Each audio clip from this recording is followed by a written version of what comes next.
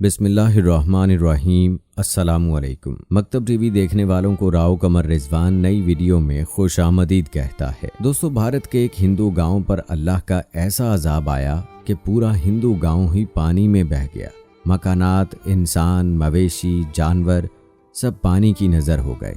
मगर ऐसा क्यों हुआ? ये लोग ऐसा कौन सा गुनाह करते थे जिस वजह से उन पर ऐसा अजाब आया?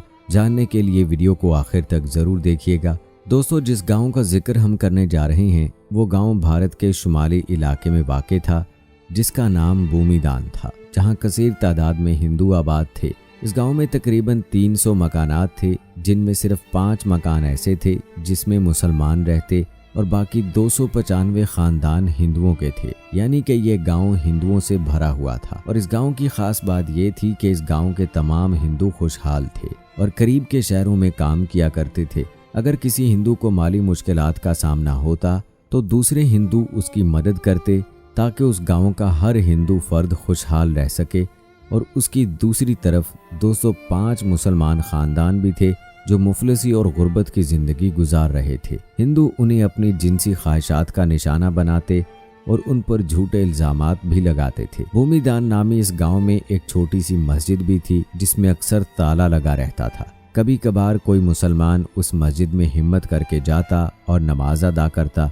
एक बार ऐसा हुआ कि चंद मुसाफिरों का गुजर उस गांव से हुआ जो उस हिंदू गांव को क्रॉस करके अगले शहर जाना चाहते थे। ये मुसाफिर न सिर्फ मुसलमान थे बल्कि बहुत बड़े ताजर भी थे। ये हर रोज़ अपना माल दूसरे शहरों में बेचने के लिए जाया करते। जिस दिन ये मुसाफिर भूमिदान नामी इस गाँव में पहुँचे तो वो जुमे का दिन था और नमाज का वक्त हो चुका था। वहाँ के हिंदुओं ने जब मुसाफिरों को बड़े शान से मस्जिद की तरफ जाते देखा तो चौराहे पर इकट्ठे हो गए। मुसाफिर ताजरों ने जब मस्जिद के दरवाजे पर ताला लगा देखा तो बड़े हैरान हुए। उन्होंने एक मुसलमान शख्स के घर से मस्जिद की चाबी ली और ताला खोलकर अंदर दाखिल हो गए। उनमें से एक ने बाआवाज़ बुलंद अजान दी ताकि आसपास के मुसलमान भी नमाज अदा कर सकें। दोस्तों, जब मकामी मुसलमान मस्जिद में आ गए तो मुसाफिर ताजरों में से एक ने सूरत हाल को देखते हुए तकरीर शुरू की। गांव के गैर मुस्लिम मस्जिद के बाहर खड़े तकरीर सुन रहे थे। यही वजह थी कि तकरीर करने वाले ने गैर मुस्लिमों को अल्लाह के अजाब से डराया और लूत अलैहिस्सलाम की कौम का हाल बयान किया कि कैसे वो हम जिन्स परस्ती में शामिल हुए और अल्लाह ने उन पर अजाब नाजिल किया। जबकि तकरीर करने वाले ने मुसलमानों पर जुल्म ढाने वालों को बदतरीन अंजाम से भी आगाह किया। इसके बाद जुमे की नमाज अदा की गई और ताजर अपनी मंजिल की तरफ रवाना हो गए। दूसरी तरफ गांव के लोग तकरीर सुनकर बजाय इसके कि मुसलमानों के साथ अच्छा सलूक करते, उनमें ऐसी खराबी पैदा हुई जिसका किसी ने यकीन भी नहीं किया था। भूमिदान नामी इस गाँव के गैर मुस्लिम हम जिन्स परस्ती में मुब्तला हो गए। गांव के पंडित ने मुसलमान ताजर की तकरीर सुनी तो उसने ये कहना शुरू कर दिया कि मुसलमान झूठ बोलते हैं। एक मर्द का दूसरे मर्द से जिनसी लुत्फ हासिल करना या औरत का औरत के साथ जिनसी लुत्फ हासिल करना कोई गलत बात नहीं है। इसके साथ ही पंडित ने गांव के गैर मुसलमों को ये दावत दी कि तमाम हिंदू इस गलीज़ अमल को अपना लें। अगर मुसलमान सच्चे हैं तो हम भी देखते हैं कि कैसे हम पर अजाब आता है। इसके बाद पूरा गैर मुस्लिम गांव पंडित की कही हुई बात पर अमल करने लगा।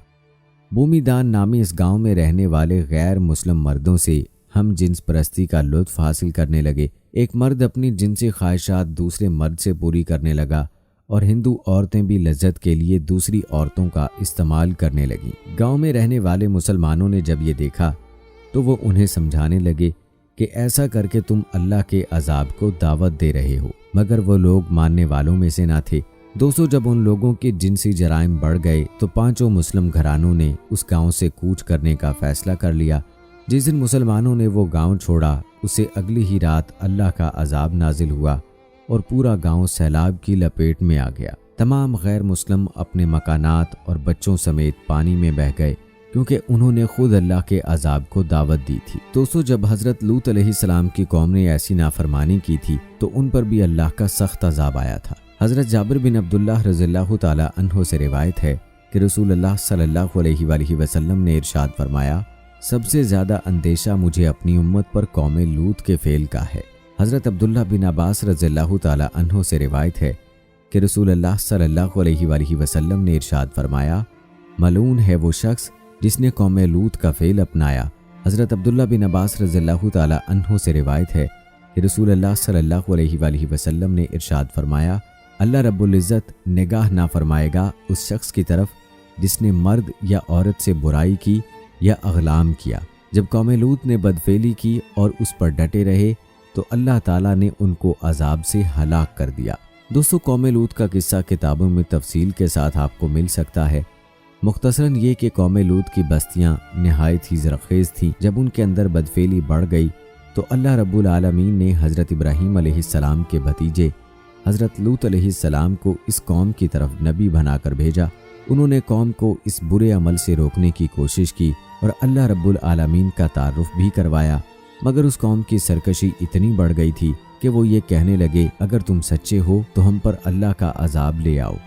اس وقت حضرت لوط علیہ السلام نے اللہ تعالیٰ سے دعا کی کہ اے پروردگار، فساد کرنے والی اس قوم پر میری مدد فرما۔ اللہ تعالیٰ نے حضرت لوط علیہ السلام کی دعا قبول فرمائی اور قوم پر 3 قسم کے عذاب مسلط کر دیے۔ سورہ ہجر کی آیت نمبر 83 اور 84 میں ذکر ہے، بس سورج نکلتے نکلتے ان کو ایک زوردار آواز نے آ لیا، سو جو مال وہ کمایا کرتے تھے وہ ان سے اللہ کے عذاب کو دور نہ کر سکا۔ پیارے دوستو، اللہ تعالیٰ نے قوم لوط کی بے حیائی کی وجہ سے ان کو ایسا عذاب دیا جو پہلے کسی قوم کو نہیں دیا گیا۔ اسی لیے حدیث میں ہے کہ جس کو بھی قوم لوط جیسا عمل کرتے پاؤ تو فاعل اور مفعول دونوں کو قتل کر دو۔ ایک روایت میں یہاں تک فرمایا کہ جو کوئی چوپائی سے بدفعلی کرے تو اس شخص کو اور جانور کو دونوں کو قتل کر دو۔ ابن ابی الدنیا نے محمد بن مفکر رضی اللہ تعالی عنہ سے روایت کی ہے کہ حضرت خالد بن ولید رضی اللہ تعالی عنہ نے خلیفہ اول حضرت ابو بکر صدیق رضی اللہ تعالی عنہ کو لکھا کہ بعض ایسے لوگ پائے جاتے ہیں جو عورتوں کی بجائے مردوں سے نکاح کرتے ہیں، تو حضرت ابو بکر صدیق رضی اللہ تعالی عنہ نے صحابہ کرام کو جمع کیا، جن میں علی المرتضیٰ رضی اللہ تعالی عنہ بھی شامل تھے، اور فرمایا کہ اغلام ایسا گناہ ہے جس کو کبھی کسی نے نہیں کیا سوائے قوم لوط کے، اور اللہ تعالیٰ نے جو اس قوم کو سزا دی وہ سبھی کو معلوم ہے۔ میری رائے یہ ہے کہ ایسے شخص کو آگ میں جلا دینا چاہیے۔ تو حضرت ابو بکر صدیق رضی اللہ تعالی عنہ نے حضرت خالد بن ولید رضی اللہ تعالی عنہ کو لکھا کہ ان کو آگ میں جلا دو، جس پر حضرت خالد بن ولید رضی اللہ تعالی عنہ نے ان سب لوگوں کو آگ میں جلا دیا۔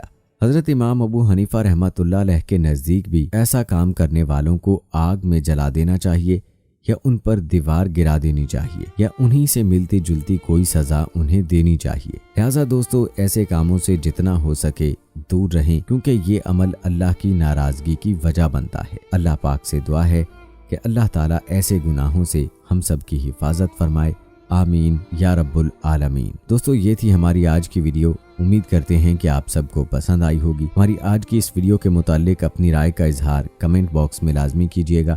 اگر آپ نے ابھی تک ہمارا چینل سبسکرائب نہیں کیا ہے تو ابھی سبسکرائب کر لیں۔ ملتے ہیں اگلی ویڈیو میں، تب تک کے لیے مجھے اجازت دیں۔ فی امان اللہ۔